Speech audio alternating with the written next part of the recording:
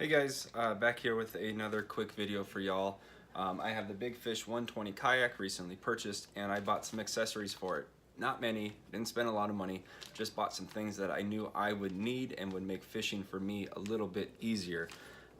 Just your normal fisher dude. I don't get out that much, but I like to fish as much as I can. I'm not sponsored by anyone. I just want to help people on YouTube because I know I had 1,000 questions when I bought the Big Fish 120. So the first accessory I bought, and I wasted no time getting it, were these Yak Attack feel-free rail track adapters. What these do, if you caught the video I did on the review of the Big Fish 120, we do have 4 rack systems or rail systems in this kayak, but it is a little bit different. They're a little bit more wide than your typical ones. So these adapters, what they do is, this, you can see, this will slide into the rack or the rail system, and then you're able to mount your accessories. You put the T-bolt through the thing just like any other rail.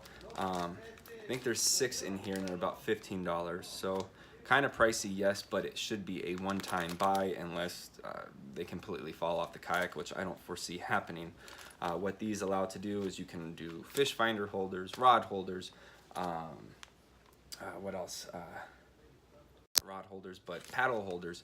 You can do the majority of that stuff. So these are a must-have in my opinion. They do sell a different mount that is about $25 that slides right onto the rail system, has pre-drilled holes that are pretty universal for anything that you would want to mount. The next thing I bought was this Omega Pro universal rod holder made by Yak Attack. This will fit. As you can see on the bottom here, it does have the T-bolt in it, which will slide into the adapter, and it goes right on the rail system. I chose this one and I spent a little bit more money. I think it was $29.99 on Amazon, just because of all the different angles it can reach. I do like to do a lot of trolling here out in Las Vegas for some striped bass. It always usually works, and this will allow me to get over the side of the boat and more extended into the water to get that nice tight line. Reviews all say that they've had some big hits on this, and it does not move, it does not budge. It can fit base casters, spin rods. It can even fit fly fishing rods, which is a pretty cool thing. So 30 bucks, you kind of only need one unless you're going to be trolling on both sides or you just want to get down like that. So this is my second buy. Third, kind of little thing that I just saw on Amazon recently. These are pre-made leashes. So we do have a bungee cord like an old school phone with the carabiner on one side and just a little slip ring on the other that are typically seen on keychains. These are just quick things to tie things down. If you have a water bottle or just in case you flip, you can make sure you leash your stuff down. So at the bare minimum, although it may be damaged, you didn't lose it.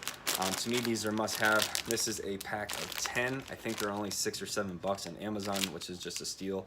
So I will provide a link in the description for all these.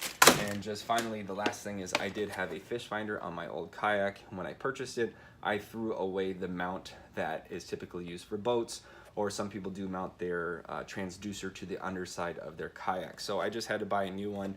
I have a Hummingbird fish finder.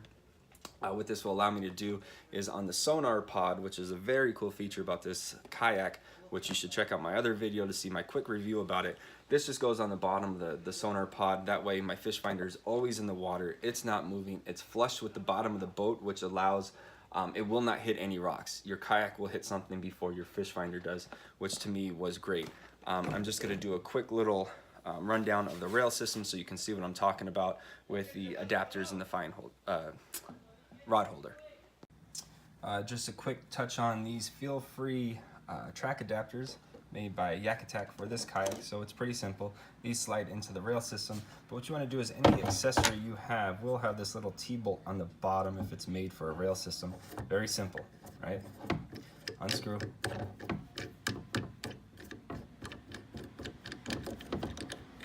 It is quite long, so it should come out. And what's going to happen is that this is going to go in here, just like this.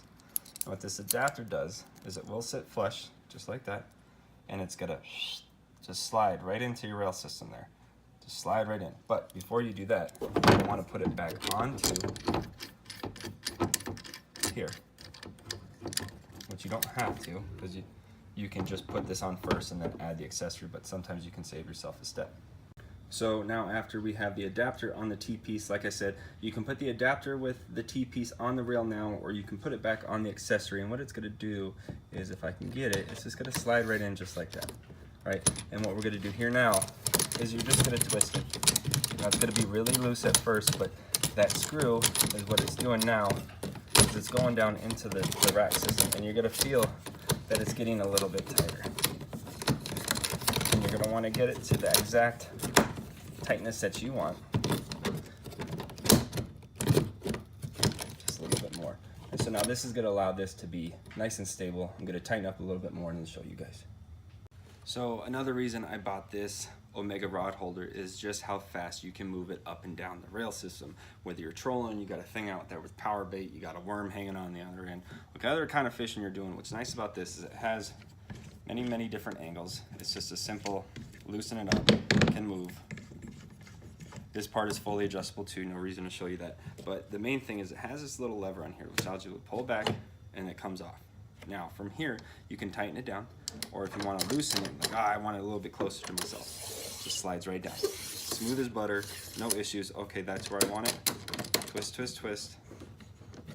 This goes on, clamp it down, you're set. This thing ain't moving, it's on there, it's sturdy.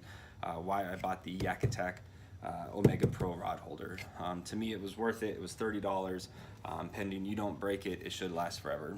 Sorry for doing this shot, not showing my face, but I'm all about the functionality of the video.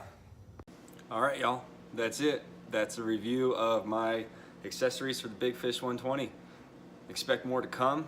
If you're interested about what that is, yeah, pickle hands.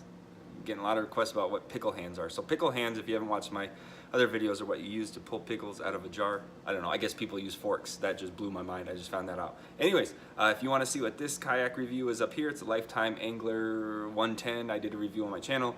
Thanks for watching. Throw me a subscribe if you want to. If you don't, it's all good. It helps. I'm still gonna make content and I'm still gonna enjoy this beer because it is National Beer Day. If you're wondering what it is, it's a Founders All Day IPA from Michigan.